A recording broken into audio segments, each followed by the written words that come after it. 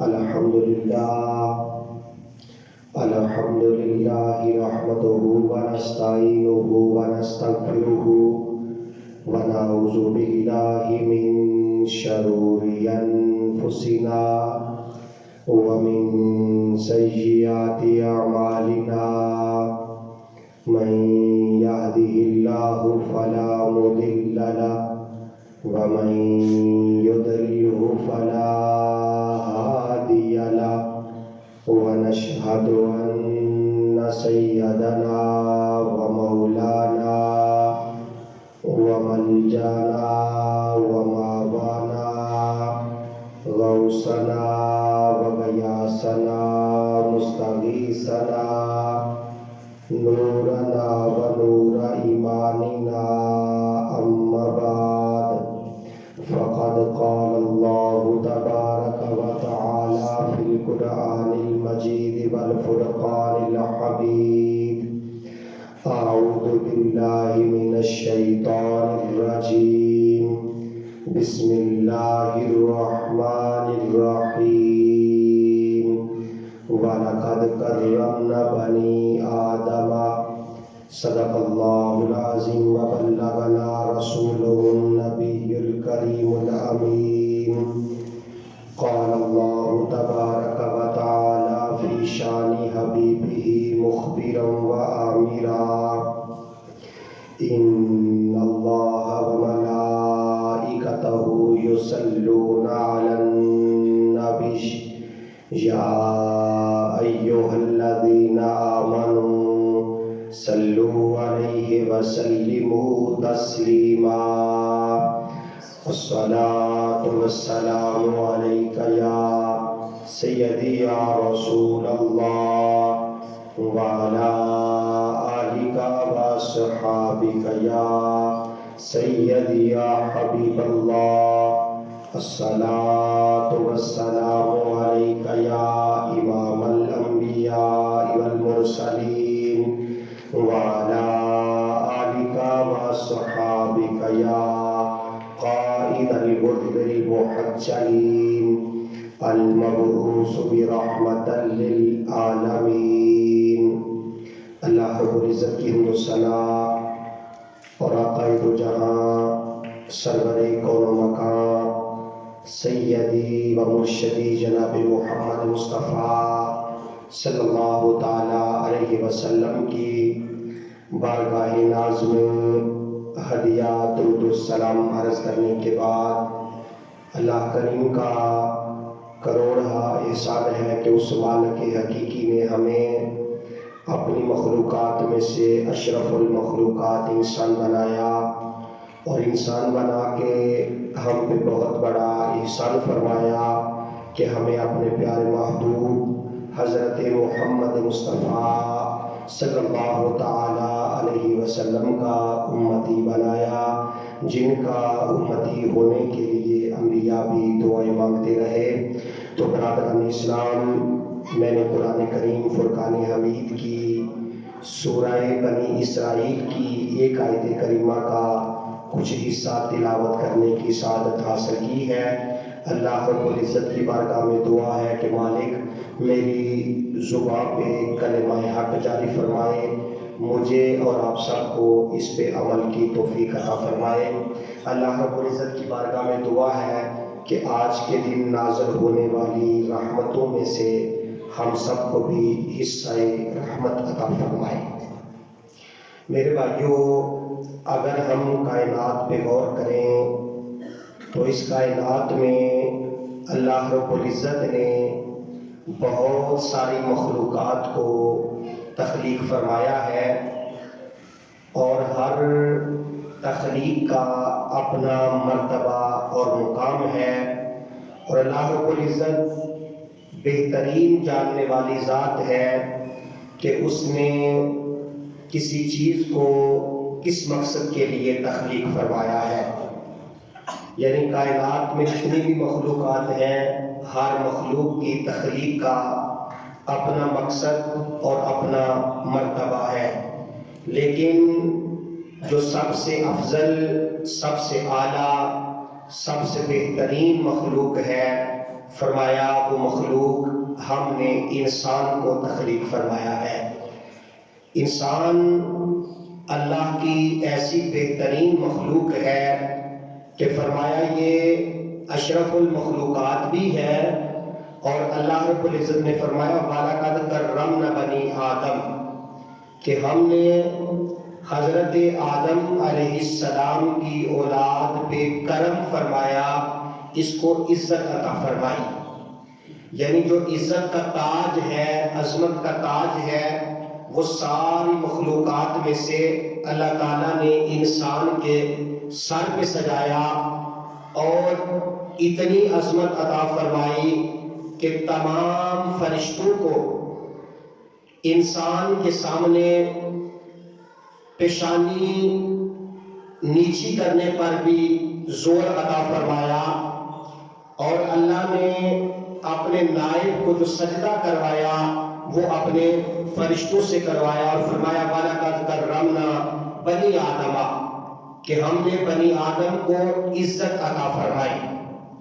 اب اس سے پتہ چلتا ہے کہ انسان کو اللہ نے عزت عطا فرمائی ہے، باقی مخلوقات کی بھی عزت ہے، اور سب سے زیادہ جو عزت عظمت مرتبہ اللہ نے عطا فرمایا ہے وہ انسان کو عطا فرمایا ہے۔ میں نے ایک جمعے پہ عرض کیا تھا کہ حضرت واصف علی واصف رحمۃ اللہ تعالی علیہ آپ فرماتے ہیں کہ اللہ تعالیٰ کی ہر مخلوق بڑی ہے، قابل احترام ہے، وہ چھوٹی تب نظر آتی ہے جب اسے دور سے دیکھا جائے یا اسے غرور سے دیکھا جائے۔ جیسا کہ آپ نے عام سن رکھا ہے کہ ایک دفعہ حضرت موسیٰ علیہ السلام کوہ طور پہ اللہ سے ہم کلام ہوتے ہیں، تو اللہ رب العزت کی بارگاہ میں عرض کیا یا رب ذوالجلال، ایک سوال میں نے تیری بارگاہ میں عرض کرنا ہے۔ تو اللہ نے فرمایا کہ میرے نبی موسیٰ پوچھئے، تو عرض کیا یا رب ذوالجلال، یہ چھپکلی جو ہے آپ نے اسے کیوں تخلیق فرمایا ہے؟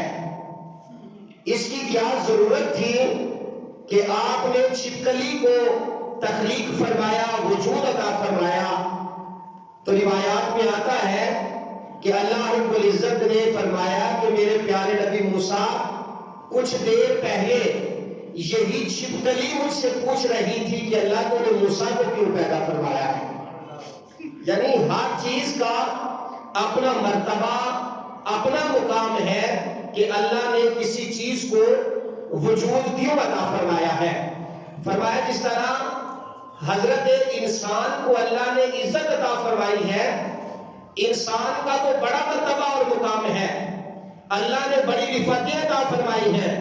فرمایا انسان تو انسان، فرمایا کہ اکرموا امتکم النخلۃ فإنها خلقت من فضلۃ طینۃ ابیکم آدم۔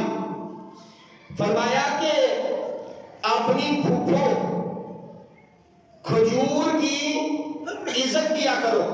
کھجور کو کیا کہا؟ اپنی پھوپھو، یعنی تمہارے باپ کی بہن جو پھوپھی جو ہے اس کی عزت کیا کرو۔ بے شک اللہ تعالیٰ نے اس کو جو مٹی حضرت آدم علیہ السلام کے جسم سے بچ گئی تھی اس سے تخلیق فرمایا ہے۔ یعنی فرمایا کہ انسان کی عزت تو ہے ہی ہے۔ فرمایا کہ جب اللہ تعالیٰ نے حضرت آدم علیہ السلام کا وجود تیار فرمایا تو آدم علیہ السلام کے جسم مبارک سے جو مٹی بچ گئی تھی اللہ تعالیٰ نے اس سے کھجور کے تنے کو تخلیق فرمایا، اور فرمایا اس کھجور کے درخت کی عزت کیا کرو، کیونکہ اللہ تعالیٰ نے اس کھجور کے درخت کو حضرت آدم علیہ السلام سے بچی ہوئی مٹی سے تخلیق فرمایا تھا۔ اور آقا علیہ السلام نے فرمایا کہ کھجور ایسا درخت ہے جس کے پتے گرتے نہیں ہیں۔ خزاں کے اندر زیادہ تر درختوں کے پتے جھڑ جاتے ہیں، فرمایا کھجور موسم میں بھی سایہ دیتی ہے اور ساتھ ساتھ پھل بھی دیتی ہے۔ میرے اور آپ کے آقا مولا نے فرمایا مومن کا جسم ایسا ہونا چاہیے کہ جو کسی کو تکلیف نہ دے، جب بھی ہو مسلمان کے جسم کو دوسرے مسلمان کو اس سے فائدہ ہی ہونا چاہیے۔ آقا علیہ السلام تشریف فرما کے اور آقا علیہ السلام کے صحابہ بھی تشریف فرما کے آپ کی بارگاہ میں، تو میرے اور آپ کے آقا مولا نے فرمایا انسان کے ساتھ کھجور کا یہ تعلق اس بنیاد پہ ہے کہ اس کی تکریم کا حکم دیا گیا ہے، بلکہ حدیث پاک میں آتا ہے کہ آقا علیہ السلام تشریف فرما کے آپ نے فرمایا میرے صحابہ وہ کون سا درخت ہے کہ جو سایہ بھی دیتا ہے، پھل بھی دیتا ہے اور وہ کسی کو کوئی تکلیف نہیں دیتا۔ صحابہ کہتے ہیں ہم سوچ رہے تھے، ہم نے جنگلات کے درختوں کے متعلق سوچا۔ حضرت عبداللہ بن عمر رضی اللہ تعالیٰ عنہ کہتے ہیں کہ میرے دل میں خیال آیا کہ میں عرض کروں حضور وہ فلاں درخت ہے، کہتا میں نے دیکھا کہ حضور کے کبار صحابہ بیٹھے ہوئے ہیں، بے ادبی نہ ہو جائے، تو کہتے ہیں سرکار نے جب ہم سے بار بار پوچھا تو پھر آپ نے فرمایا، اس حدیث پاک کو صحیح مسلم میں امام مسلم لے کے آئے ہیں، کہتے ہیں آقا علیہ السلام نے فرمایا وہ کون سا درخت ہے، تو پھر آپ نے فرمایا وہ کھجور کا درخت ہے، اور ساتھ فرمایا مومن کا جسم جو ہے وہ بھی کھجور کے درخت کی طرح کائنات والوں کے لیے نفع کا سبب بننا چاہیے۔ یعنی کھجور کی اتنی عزت ہے تو انسان کی کتنی عزت اللہ تعالیٰ نے بنائی ہے۔ انسان کا اتنا مرتبہ اور مقام کہ اللہ تعالیٰ نے فرمایا کہ جو بندہ کسی ایک انسان کو قتل کرتا ہے، فرمایا وہ اسی طرح ہے جس طرح ساری انسانیت کو قتل کرتا ہے۔ یہاں مومن کی بات نہیں، مسلمان کی بات نہیں، باقی جو اولو العزم اور بڑے مرتبے والے لوگ ہیں ان کی بات نہیں، فرمایا جو کسی ایک انسان کو قتل کرتا ہے وہ اسی طرح ہے جس طرح ساری انسانیت کا قتل کرنے والا ہے، اور فرمایا جو ایک جان کو بچاتا ہے فرمایا وہ اسی طرح ہے جس نے اس نے ساری انسانیت کو بچایا ہے۔ تو میرے بھائیو انسان کا بڑا ادب اور احترام ہے۔ ہمارے ساتھ والے ہمسایہ ملک میں صرف چند لوگ ہیں جو اپنا نام رکھ سکتے ہیں، کتاب کی تلاوت کر سکتے ہیں، بہت سارے لوگ ایسے ہیں کہ جنہیں کوئی مرتبہ اور مقام حاصل نہیں ہے، لیکن اسلام ایسا دین ہے، ایسا مذہب ہے کہ یہ ہر کسی کو اس کے حقوق اس کی دہلیز پہ دیتا ہے، اگرچہ وہ کفار اور مشرکین ہی کیوں نہ ہو، جو انسان ہے بلکہ جانوروں کے حقوق جو ہے وہ بھی دین اسلام جو ہے وہ سب کو برابری کے سطح پہ دیتا ہے۔ میرے بھائیو انسان کا ادب اور احترام کرنے کا اللہ نے حکم ارشاد فرمایا ہے۔ کس کا ادب احترام جی؟ انسان کا۔ کس کا؟ انسان کا۔ مسلمان ہونا تو بڑی بات ہے اور پھر آگے مرتبے اور مقام حاصل کرنا بڑی بات ہے، آپ نے فرمایا انسان کا احترام کرنا یہ بہت ضروری ہے۔ میرے بھائیو حضرت علامہ برہانی رحمت اللہ تعالی علیہ آپ لکھتے ہیں کہ صاحب تحاوی شریف یہ حدیث پاک کی کتاب ہے، اور ہمارے جو اہل سنت و جماعت ہیں ان میں نے جمعہ درس کیا تھا کہ اہل سنت و جماعت کے 4 امام ہیں فقہ کے، حضرت امام شافعی رحمت اللہ تعالی علیہ، امام مالک، امام احمد بن حنبل اور امام اعظم ابو حنیفہ رحمت اللہ تعالی علیہ، یہ فقہ کے امام ہیں۔ اور صاحب تحاوی جو ہے یہ فقہ حنفیہ کے بہت بڑے مجتہد ہیں، اور سوال سامنے یہ آ گیا کہ اگر کوئی خاتون فوت ہو جائے اور اس کے پیٹ کے اندر بچہ زندہ ہو، اب حکم شرع کیا ہے کہ اس بچے کو نکالا جائے یا نہ نکالا جائے؟ تو شوافی کے ہاں یہ ہے کہ اگر ماں فوت ہو جائے تو بیٹا یا بچہ جو بھی ہو اپنی ماں کے پیٹ میں زندہ ہو تو وہ کہتے ہیں انسانیت کے احترام کے لیے آپ ماں کا پیٹ جو ہے وہ چاک نہیں کر سکتے۔ لیکن احناف کے نزدیک یہ ہے کہ اگر ماں وفات پا گئی، اس کے پیٹ میں کوئی بچہ موجود ہے، وہ فرماتے ہیں حکم شرع یہ ہے کہ پیٹ چاک کیا جائے گا، اس بچے کو باہر نکال لیا جائے گا۔ آپ فرماتے ہیں اگرچہ فوت ہونے والے کا احترام بہت اعلیٰ ہے، لیکن جو بچہ زندہ ہے اس کا احترام اس فوت ہونے والے سے زیادہ ہے۔ اب امام طحاوی رحمۃ اللہ تعالی علیہ، آپ شافعی المسلک تھے، گھر والے شافعی تھے، آپ عالم بن گئے، تو آپ نے جب یہ مسئلہ پڑھا نا کہ اگر بچہ زندہ ہو، ماں فوت ہو جائے تو حکم شرع کیا ہے، تو آپ فوراً فقہ حنفی کی طرف مائل ہوئے اور کہنے لگے کہ جو بندہ مجھے زندگی عطا کرنے کا سبب بنا ہے کہ ماں اگر وفات پا جائے تو بچے کو زندہ نکال لیا جائے، میں اسی کے مسلک کے خلاف ہوں۔ پھر فقہ حنفیہ کو پڑھا اور فقہ حنفی کے بہت بڑے مجتہد آپ بن گئے۔ یعنی یہاں اتنی لمبی بات کرنے کا مقصد یہ ہے کہ انسان کا بڑا احترام ہے۔ آپ بہت سارے مسالک دیکھیں، مذاہب دیکھیں کہ دنیا سے رخصت ہونے والا بندہ، کوئی اسے جلا رہا ہے، کوئی زمین میں ایسے ہی گاڑ رہا ہے، کوئی انسانوں کے بس میں نہیں ہے، باہر پھینکا ہوا ہے، اسے چیل اور کبے کھا رہے ہیں۔ یہ اسلام کی عظمت ہے، اسلام کی تعلیم ہے۔ اسلام نے حقوق عطا فرمائے کہ جو بندہ کلمہ پڑھتا ہے، فرمایا اسے تیار کر کے قبر میں دفن کیا جاتا ہے۔ یہ انسان کی عزت اور تکریم اللہ نے رکھی ہے، یہ ایسی عزت اور تکریم ہے کہ جو اور کسی مذہب کو عطا نہیں ہوئی، یہ انسان کا احترام ہے۔ تو میرے بھائیوں، اللہ نے انسان کو عزت عطا فرمائی ہے اور انسان کا بھی یہ حق بنتا ہے کہ اپنے مسلمان بھائی اور ہر انسان کی عزت اور قدر کرے، کیونکہ یہ میرے اللہ کا حکم ہے۔ اب انسان کا ادب و احترام اتنا کہ میرے اور آپ کے آقا مولا تشریف فرما کے سرکار کی بارگاہ میں حضرت سعد بن معاذ قبیلہ انصار کے سردار تشریف لائے۔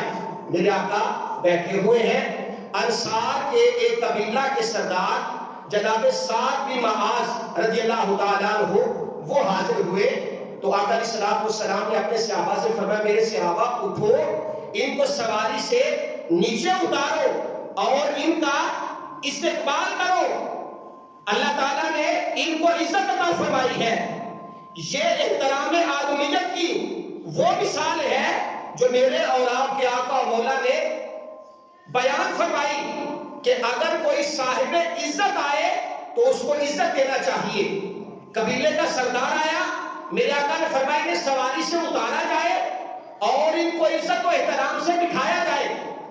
اب یہاں پہ دو چیزیں ہیں، ایک چیز تو یہ ہے کہ کسی کو عزت دی جائے، اور دوسرا یہ میرے آقا نے فرمایا کہ اگر کوئی بندہ یہ چاہے کہ میں کسی کے پاس جاؤں، وہ میرا استقبال کرے، میرے احترام کے لیے کھڑے ہو جائے، تو میرے آقا نے فرمایا اگر نیت یہ ہے تو وہ بندہ جہنم میں اپنا ٹھکانہ بنا رہا ہے۔ یعنی اگر عزت دینا یہ معمول ہونا چاہیے، اور اگر کوئی یہ چاہے کہ لوگ مجھے عزت دے، مجھے پروٹوکول دے، جب میں جاؤں تو ساری دنیا کھڑی ہو جائے، جب میں آؤں تو مجھے دروازے پہ چھوڑنے کے لیے آئے، جب نیت یہ ہوگی تو فرمایا فَلْيَتَبَوَّأْ مَقْعَدَهُ مِنَ النَّارِ، پھر اس کا ٹھکانہ جہنم ہے۔ میرے آقا نے فرمایا اس سے باز آنا چاہیے۔ ام المومنین سیدہ عائشہ صدیقہ رضی اللہ تعالیٰ عنہا آپ سرکار کا معمول بیان فرماتی ہیں، ایک لمبی حدیث پاک ہے۔ آپ فرماتی ہیں کہ جب میرے اور آپ کے آقا مولا تشریف فرما ہوتے، اپنے حجرہ پاک میں بیٹھے ہوتے، تو سیدہ طیبہ طاہرہ سیدہ فاطمہ الزہرا سلام اللہ علیہا سرکار کی بارگاہ میں آتی تو میرے اور آپ کے آقا اٹھ کر اپنی بیٹی کے لیے کھڑے ہو جاتے، شفقت فرماتے، اٹھ کر اپنی جگہ سے کھڑے ہو جاتے، ان کا ہاتھ پکڑتے، ان کی پیشانی کو بوسہ دیتے اور اپنی مسند پہ بٹھاتے۔ یہ میرے آقا اس لیے فرماتے کہ وہ ایسا دور تھا جس دور میں بچیوں کو زندہ دفن کر دیا جاتا تھا۔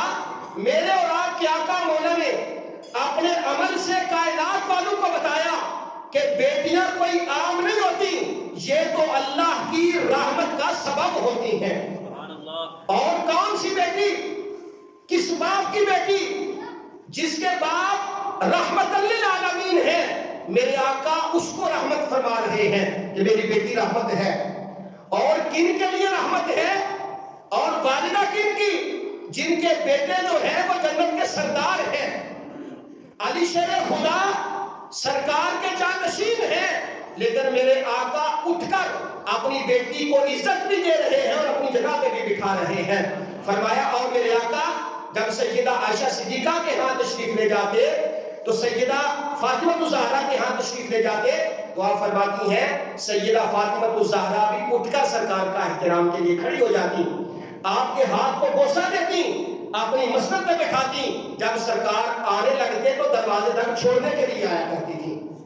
یعنی ادب احترام کرنا یہ اسلام کی تعلیم ہے، اور اگر کوئی اس سے ناجائز فائدہ اٹھانا چاہے تو میرے بھائیوں میرے اور آپ کے آقا مولا نے اس سے منع فرمایا ہے کہ ایسا نہیں ہونا چاہیے۔ اور یہ انسانیت کے احترام کی بڑی اعلیٰ مثال ہے، اور آقا علیہ السلام نے فرمایا کہ انسان کی بڑی قدر ہے، انسان تو انسان کے جسم سے جدا ہونے والا کوئی اعضاء، فرمایا اس کی بھی بڑی عزت اور عظمت ہے۔ اسلام ایسا دین ہے جو مکمل ضابطہ حیات ہے۔ اسلام کہتا ہے کہ تم ناخن کاٹتے ہو نا، اسے بھی کوڑے کرکٹ میں نہ پھینکو، بلکہ اسے محفوظ کر کے یا تو دفن کر دو یا کسی ایسی جگہ پہ ڈال دو جہاں پہ کسی کا قدم نہ آئے۔ جب انسان کے جسم سے جدا ہونے والے اعضاء کی اتنی عزت اور عظمت ہے تو پھر پورے انسان کی عزت اور عظمت کا اندازہ کوئی لگا سکتا ہے جسے اللہ عزت عطا فرمائے۔ تو میرے بھائیوں آقا علیہ السلام نے فرمایا کہ انسان کا جھوٹا جو ہے وہ پاک ہے۔ انسان کا جھوٹا کیا ہے؟ پاک ہے۔ اور آج ہم اس سے بڑا دور بھاگتے ہیں، بلکہ ایک روایت میں آتا ہے کہ جو کسی کا جھوٹا ہو اللہ نے اس کے اندر شفا کو رکھا ہے۔ اور دیکھیں انسان کی عزت، اگر کوئی بندہ ناپاک ہو جاتا ہے، حالت جنابت میں ہو، تو اس کا پانی پیا ہوا جو ہے وہ بھی پاک ہے۔ یہاں تک فرمایا کہ اگر کوئی کافر پانی پیے، اس کے کفر کی نجاست تو ایک جانب، لیکن اس کا پیا ہوا پانی جو ہے وہ ناپاک نہیں ہوتا، اللہ اسے پاک ہی رکھتا ہے۔ یہ انسان کی عزت اور تکریم ہے۔ میرے بھائیوں میرے اور آپ کے آقا مولا نے فرمایا، حضرت جابر بن عبداللہ فرماتے ہیں کہ میں نے رسول کریم صلی اللہ علیہ وسلم سے سنا، آپ نے فرمایا میرے صحابہ اکٹھے بیٹھ کے کھانا کھایا کرو، کیونکہ جب تم اکٹھے بیٹھ کے کھانا کھاؤ گے ایک بندے کا کھانا 2 کے لیے کافی ہوگا، 2 کا کھانا 4 کے لیے کافی ہوگا، اور 4 کا کھانا میرے آقا نے فرمایا 8 آدمی کھا جائیں گے وہ ختم نہیں ہوگا۔ صحابہ کہتا ہم نے ایک دفعہ عرض کیا حضور ہم کھاتے بھی ہیں پیتے بھی ہیں لیکن سیر نہیں ہوتے، ہمارا پیٹ نہیں بھرتا۔ تو میرے اور آپ کے آقا مولا نے فرمایا میرے صحابہ اکٹھے بیٹھ کے کھایا کرو، جب تم اکٹھے بیٹھ کے کھایا کرو گے اللہ اس میں برکتیں عطا فرمائے گا، تمہارا پیٹ سیر ہو جائے گا اور تم پیٹ بھر کر کھانا کھا لیا کرو گے۔ اور فرمایا کہ اکٹھے کھانے میں برکتیں ہیں، اور ساتھ فرمایا مل بیٹھ کر کھانا کھایا کرو، اور ساتھ فرمایا کہ اگر کوئی مسلمان کسی مسلمان بھائی کا جھوٹا پانی پیتا ہے تو اللہ اس کے اندر شفا کو داخل فرما دیتا ہے۔ اور میرے بھائیوں میرے اور آپ کے آقا مولا نے پریکٹیکلی یہ معاملہ کر کے بتایا، صرف امت کو نہیں بتا دیا۔ روایت میں آتا ہے کہ ایک دفعہ حضرت ابو ہریرہ رضی اللہ تعالیٰ عنہ سرکار کے بڑے پیارے صحابی ہیں، آپ ایک چوک میں کھڑے ہو گئے، کہتا مجھے شدید بھوک لگی تھی اور میں سوچ رہا تھا کہ مجھے کوئی کھانا کھلا دے۔ کہتا میں کھڑا تھا کہ جناب ابو بکر صدیق رضی اللہ تعالیٰ عنہ ان کا گزر وہاں سے ہوا، کہتا میں نے ان سے قرآن کریم کی ایک آیت کے متعلق پوچھا تو انہوں نے مجھے آیت کا مفہوم تو سمجھا دیا لیکن میرے چہرے کی طرف غور نہیں کیا کہ مجھے تو بڑی شدید بھوک لگی ہے۔ کہتا کچھ دیر کے بعد جناب عمر فاروق کا وہاں سے گزر ہوا، کہتا میں نے ایک آیت کا مسئلہ پوچھا آپ نے مجھے سمجھا دیا لیکن میرے چہرے پہ غور نہیں کیا کہ مجھے تو شدید بھوک لگی ہے. کہتے میں اسی جگہ کھڑا تھا کہ میرے اور آپ کے آقا مولا اسی جگہ تشریف لے آئے. جب سرکار آئے تو میرے آقا نے آتے ہی پوچھا کہ ابو ہریرہ کیا بھوک لگی ہے؟ کہتے میں نے عرض کیا حضور بڑی شدید بھوک لگی ہے. کہتے سرکار نے میرا ہاتھ پکڑا, کاشانہ نبوت پہ لے آئے. آ کے مائی صاحبہ سے پوچھا کہ گھر میں کچھ موجود ہے؟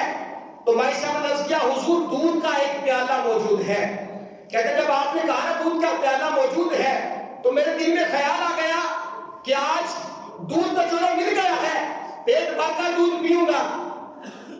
کہتے ہیں اسی صلاح میں میرے اور آپ کے آقا مولا نے فرمایا ابو ہریرہ جاؤ اصحاب صفہ کو بلا کے لے آؤ. ان کو بلا کے لے آؤ اصحاب صفہ کو, جو حاجی صاحبان مدینہ منورہ گئے ہیں انہوں نے زیارت ضرور کی ہوگی, جو نہیں گئے اللہ حضور کی رحمت کا صدقہ انہیں بھی مدینہ منورہ کی بات بہادری نصیب فرمائے. وہاں پہ میرے آقا نے فرمایا ما بین بیتی و منبری روضۃ من ریاض الجنہ. آپ نے فرمایا میرے روضہ اقدس اور میرے منبر کے درمیان والا جو حصہ ہے یہ ریاض الجنہ ہے. کیا ہے جی؟ جنت کا ٹکڑا ہے. وہ ایسی جنت ہے کہ فرمایا قیامت کے دن اللہ تعالیٰ ساری کائنات کو ریزہ ریزہ فرما دے گا, لیکن جو ریاض الجنہ اور نبی کریم صلی اللہ علیہ وسلم کا روضہ مبارک ہے اللہ تعالیٰ اسی حالت میں اسے آسمانوں پہ اٹھا لے گا اور اس جنت کو جنت کے اندر رکھ دیا جائے گا. میرے بھائیوں فرمایا میرے قدموں کی برکت کی وجہ سے اللہ نے اس حصے کو جنت کا ٹکڑا بنا دیا ہے. اب اگر آپ غور کریں تو ایک طرف سرکار کا روضہ اقدس ہے, درمیان میں ریاض الجنہ ہے اور اس طرف سرکار کا منبر مبارک ہے. اگر ایسے دیکھیں تو سامنے ایک چبوترا ہے جو تھوڑا سا زمین سے اونچا ہے, اسے اصحاب صفہ کا چبوترا کہتے ہیں. اور اصحاب صفہ وہ سرکار کے صحابہ تھے جو نبی کریم صلی اللہ علیہ وسلم سے علم روحانی حاصل کیا کرتے تھے. اگر کوئی صاحب نسبت ہے تو وہ یہ بات بڑی آسانی سے سمجھ جائے گا کہ جب میرے آقا صحابہ کو خطاب کرتے, قرآن و احادیث فرماتے تو صحابہ سامنے بیٹھ کے پڑھا کرتے تھے, وحی کو لکھا کرتے تھے. جو اصحاب صفہ تھے وہ چبوترے کے اوپر بیٹھ کر میرے اور آپ کے آقا مولا کے چہرہ بطوحا کی زیارت کیا کرتے تھے اور سرکار سے جو باطنی علوم ہے وہ حاصل کیا کرتے تھے. آپ نے فرمایا میرے سے ابو ہریرہ جاؤ اصحاب صفہ کو بلا کے لے کے آؤ. کہتے میں اصحاب صفہ کو بلا کے لے آیا. کہتے اصحاب صفہ بیٹھ گئے. میرے آقا نے فرمایا ابو ہریرہ یہ دودھ لو اور سارے صحابہ کو پلا دو. کہتے میرے دل میں خیال آیا کہ ایک پیالہ دودھ ہے اور 70 صحابہ پینے والے ہیں. میرے آقا نے فرمایا سب کو پلاؤ. کہتا وہ سارے صحابہ نے دودھ پیا اور دودھ اسی طرح کا اسی طرح رہا, اسی طرح کا اسی طرح رہا. اب سرکار نے وہ پیالہ پکڑا اور میرے آقا مسکرائے. آپ نے فرمایا ابو ہریرہ بھی پیالہ دودھ کا بھرا ہے, یہ پیالہ دودھ کا تم پیو. حضرت ابو ہریرہ کہتا ہے میں نے دودھ پیا, پیٹ بھر کے پیا. میرے آقا نے فرمایا ابو ہریرہ اور پیو. کہتا میں نے اور پیا. پھر آقا نے فرمایا اور پیو. کہتا میں نے 3 مرتبہ پیٹ بھر کر دودھ پیا. جب چوتھی مرتبہ سرکار نے فرمایا اور پیو تو میں نے عرض کیا حضور اب میرے ہاں گنجائش نہیں کہ میں دودھ اور پیوں. میرے اور آپ کے آقا مولا نے وہ دودھ کا پیالہ پکڑا اور پکڑ کر بسم اللہ شریف پڑھ کر میرے اور آپ کے آقا مولا وہ دودھ کا سارا پیالہ نوش فرما گئے.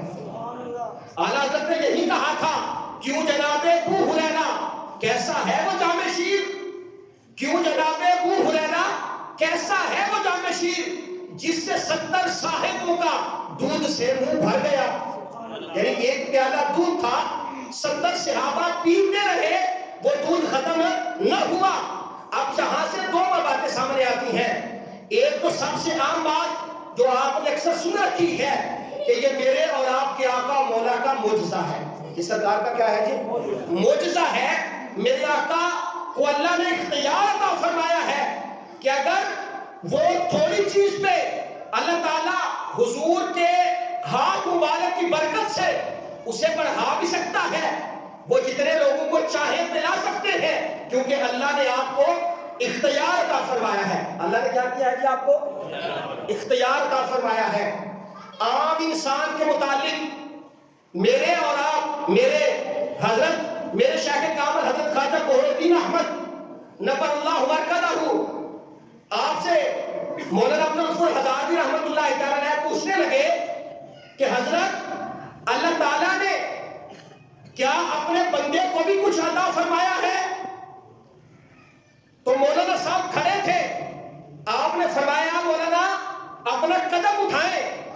مولانا نے اپنا قدم اٹھایا، ابھی کھڑے تھے کہ حضرت صاحب فرمانے لگے مولانا اللہ نے اتنا اختیار اپنے بندے کو دیا ہے، وہ قدم اٹھا تو سکتا ہے لیکن رکھ صرف اس کی مرضی سے سکتا ہے۔ یعنی اللہ نے بندے کو اختیار دیا ہے، اگر عام بندے کو اختیار دیا ہے تو جس کے لیے اللہ نے کائنات کو وجود بخشا تھا، اللہ نے اس کو کتنا اختیار عطا فرمایا ہے۔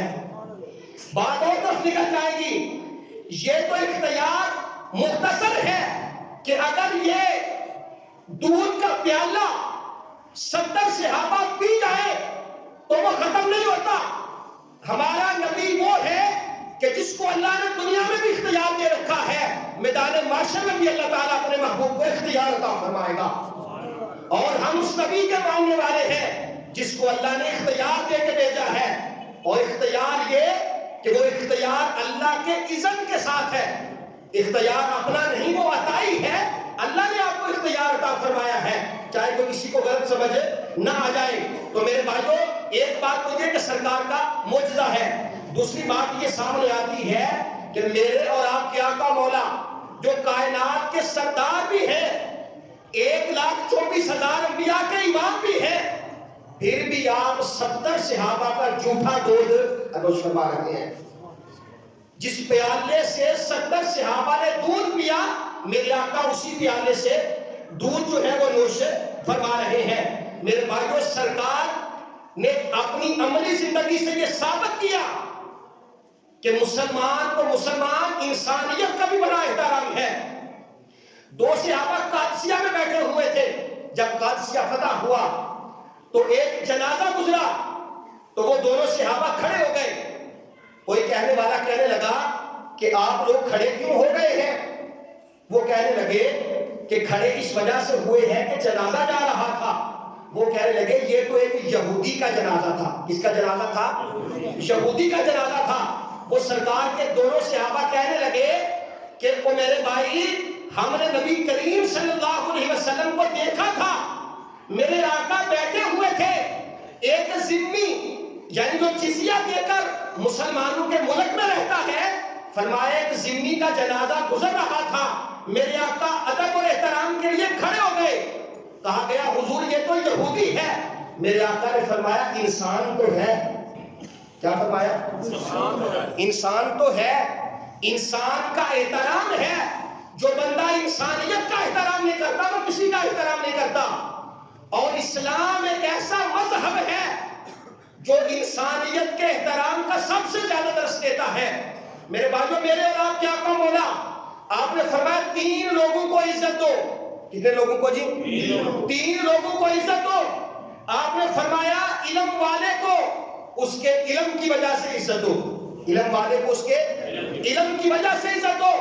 فرمایا بوڑھے شخص کو اس کی عمر کی وجہ سے عزت دو، اور فرمایا جسے میرا اللہ عزت عطا فرمائے، جو کسی قبیلے کا سربراہ ہو، فرمایا اسے بھی عزت دو کیونکہ اللہ نے اسے عزت عطا فرمائی ہے۔ اور فرمایا کہ جو بندہ اپنے کسی بوڑھے شخص کو عزت دیتا ہے، کل بروز قیامت وہ قیامت والے دن جنت میں مجھ محمد رسول اللہ کے پڑوس میں ہوگا۔ عام بوڑھے شخص کو عزت دیتا ہے۔ میرے بھائیوں، اگر کوئی کسی کے بوڑھے باپ کو، بوڑھے بھائی کو یا عام کسی شخص کو عزت دیتا ہے تو وہ قیامت کے دن سرکار کے ساتھ اس طرح ہوگا جس طرح یہ 2 انگلیاں ہیں۔ تو میرے بھائیوں، اپنے بوڑھوں کی عزت کیا کرو، میرے آقا نے فرمایا من لم یرحم صغیرنا ولم یوقر کبیرنا فلیس منا. میرے آقا بیٹھے ہوئے تھے، ایک بزرگ لاٹھی ٹیکتے ٹیکتے سرکار کی بارگاہ میں آ گئے، صحابہ کا رش تھا. میرے آقا کو غصہ آیا اور میرے آقا نے فرمایا وہ بندہ ہم میں سے نہیں جو ہمارے بڑوں کی عزت نہیں کرتا اور ہمارے چھوٹوں کے ساتھ شفقت نہیں کرتا. اور اسلام ایسا بہترین مذہب کہ میرے آقا مسجد نبوی میں بیٹھے ہوئے ہیں، ایک عراقی گاؤں کا رہنے والا بندہ سرکار کو ملنے کے لیے آیا، اسے پیشاب کی حاجت ہوئی اور وہ مسجد کے کونے میں کھڑا ہو کر پیشاب کرنے لگا. صحابہ بھاگے کہ اسے روکا جائے. میرے آقا نے فرمایا رہنے دو، اسے پیشاب کرنے دو. عام مسجد نہیں ہے، مسجد نبوی ہے، اور وہ مسجد ہے جہاں پہ 70,000 ملائکہ صبح کو اترتے ہیں اور 70,000 ملائکہ عصر کے وقت اترتے ہیں، اور جو ایک مرتبہ آتا ہے قیامت تک اس کی دوبارہ باری نہیں آئے گی. اور میرے آقا نے فرمایا اسے پیشاب کرنے دو. جب وہ پیشاب کر چکا، اس کی بڑی وضاحت ہے اگر کرتے جائیں کہ اس کے میڈیکلی کیا نقصانات ہیں. اگر میرے آقا اسے روکتے یا صحابہ اسے پریشان کرتے، میرے آقا نے فرمایا اسے رہنے دو. جب وہ پیشاب کر چکا تو میرے آقا نے پانی منگوایا اور کہا اس کے اوپر بہا دو. اس کو سمجھا دیا. یہ ہمارے لیے بھی لمحہ فکریہ ہے کہ اگر بچے شور کریں، مسجد میں آ جائیں تو ہمیں انہیں برداشت کرنا چاہیے. اگر یہ بچے شور نہیں کریں گے، مسجد میں نہیں آئیں گے، تو بوڑھے تو سارے فوت ہو جائیں گے، مسجدیں پھر ویران ہو جائیں گی. میرے بھائیوں، ہم نے ایک تحریر آپ پڑھی ہے کہ ترک کے اندر کہ جب سلطنت عثمانیہ پورے عروج پہ تھی تو ان کی مساجد کے اندر ایک تحریر لکھی ہوتی تھی کہ اگر تم نماز پڑھتے ہو، تمہاری صفوں میں بچوں کی آواز نہیں آتی تو اپنی اگلی نسل کی فکر کرو. اور دوسرا، معذرت کے ساتھ جو لوگ مساجد میں آتے ہیں، نماز پڑھتے ہیں، یہ اللہ کا شکر ادا کیا کریں کہ اللہ نے اپنے گھر میں بلایا اور سدہ ریزی کی نعمت سے سرفراز فرمایا. اس کا مطلب قطعاً یہ نہیں ہے کہ ہم دوسرے انسان کو انسان نہ سمجھیں، بلکہ اللہ کا شکر ادا کریں کہ اس نے توفیق سجدہ عطا فرمائی. اور کوئی نیا بندہ آ جائے یا کوئی نیا نوجوان آ جائے، کوئی ہاف بازو شرٹ پہن کے آ جائے یا پائجامہ پہن کر آ جائے، اسے محبت کرنی چاہیے تاکہ وہ ہمارے قریب آئے، دین کے قریب آئے، علم دین کو حاصل کرے. اگر ساری مسجد ایک بندے کی طرف دیکھنا شروع ہو جائے گی تو اگر مسجد میں گالی نہیں نکالے گا تو باہر جا کے گال کٹ جائے گا، میں گولی کے لگاؤں گا. میرے بھائیو، اسلام ہر کسی کو حقوق عطا فرماتا ہے، اور دین اسلام ایسا حقوق ہے جو ہر کسی کو حقوق اس کی تحویز پہ دیتا ہے. میرے بھائیو، میرے اور آپ کے آقا مولا نے فرمایا کہ جو بندہ اپنے کسی بوڑھے شخص کو عزت دیتا ہے وہ جنت میں میرا ہمسایہ ہوگا. بس آخری بات، چونکہ وقت ہو گیا ہے، آقا علیہ السلام تشریف فرما دے. ایک نوجوان آ گیا اور آ کے کہنے لگا یا رسول اللہ صلی اللہ علیہ وسلم، حضور میرا سارا مال میرا باپ لے لیتا ہے، اور حضور آپ میرے باپ کو بلائیں اور بلا کر انہیں منع فرمائیں کہ میرا مال سارا نہ لے. جب سرکار تشریف فرما تھے، آپ نے کہا اس کے بیٹے کو بلایا جائے. جب بیٹے کو بلایا گیا تو بیٹا جو تھا وہ تو باپ کو بلایا جائے، باپ کو بلایا گیا، بیٹا بیٹھا ہوا تھا. میرے آقا مسجد میں فیصلہ فرما رہے تھے. جب آپ نے بلایا تو اس باپ نے اس جانے والے سے پوچھا کہ یار مجھے سرکار نے کیوں بلایا ہے؟ وہ کہنے لگا کہ سرکار نے تجھے اس لیے بلایا ہے کہ تیرے خلاف تیرے بیٹے نے سرکار کی بارگاہ میں شکایت کی ہے کہ میرا باپ میرا سارا مال کھا جاتا ہے، آپ اسے منع کرے. تو باپ تھا، عرب کی کنڈی میں شاعری ہے، وہ عربی میں شعر کہنے لگا اور لاٹھی ٹیکتا ٹیکتا سرکار کی بارگاہ میں آیا. جب دروازے پہ پہنچا تو جبریل امین علیہ السلام حاضر خدمت ہوئے. عرض کیا یا رسول اللہ صلی اللہ علیہ وسلم، رب فرماتا ہے کہ اس بندے سے بات نہ کرے، پہلے یہ جو شعر پڑھ رہا تھا وہ اشعار اس سے سنے. جب آپ نے کہا کہ وہ اشعار سناؤ تو وہ پورا شخص رونے لگا. سرکار کا حکم تھا، کہنے لگا حضور ابھی تو میں نے زبان سے لفظ کہا نہیں تو میرے رب کو پہلے سے معلوم ہو گیا کہ میرے دل میں کیا تھا. عربی میں لمبے اشعار ہے، گویا کہ وہ جیسے ہر باپ اپنی اولاد کے لیے محبت کرتا ہے، اس کے دل میں آیا کہ بیٹے جب تو پیدا ہوا تھا تو میں نے بڑی خوشی کی تھی کہ اللہ نے مجھے بیٹا دیا ہے، مجھے صاحب اولاد بنایا، پھر میں محنت کرتا رہا کہ تو جوان ہو جائے، پھر تو جوان ہو گیا، میں محنت کرتا رہا کہ میرا گھر بن جائے، گھر بھی بن گیا، اب تو کڑیل جوان ہو گیا، لمبی حدیث پاک ہے، کڑیل جوان ہو گیا، میں بوڑھا ہو گیا، اب تیرے بازو میں طاقت ہے، میرے بازو میں طاقت نہیں، تو آج بیٹے میں نے تو اپنا سب کچھ تیرے اوپر نچھاور کر دیا تھا اور تو نے آج میری شکایت کر دی۔ وہ پورا شخص سرکار کو وہ شعار سنا رہا ہے اور میرے اور آپ کے آقا مولا زاروں کی تار رو رہے ہیں۔ میرے آقا اتنے ہوئے کہ آپ کی داڑھی مبارک آنسو سے تر ہو گئی۔ جب وہ پورا شخص خاموش ہوا تو میرے آقا نے اس کا گریبان پکڑا اور فرمایا بیٹے تو اور تیرا سارا مال تیرے باپ کا ہے، تو اور تیرا سارا مال تیرے باپ کا ہے، تو اور تیرا سارا مال تیرے باپ کا ہے۔ تو میرے بھائیو، دین اسلام ہر کسی کو حقوق دیتا ہے، انسانیت کا احترام کرے، اگر انسانیت کا احترام کریں گے تو ہم دین اسلام کے مطابق زندگی بھی بسر کر سکیں گے۔ اللہ کی بارگاہ میں دعا ہے کہ مالک ہم سب کو توفیق عطا فرمائے، آمین وما علیہ البلاغ۔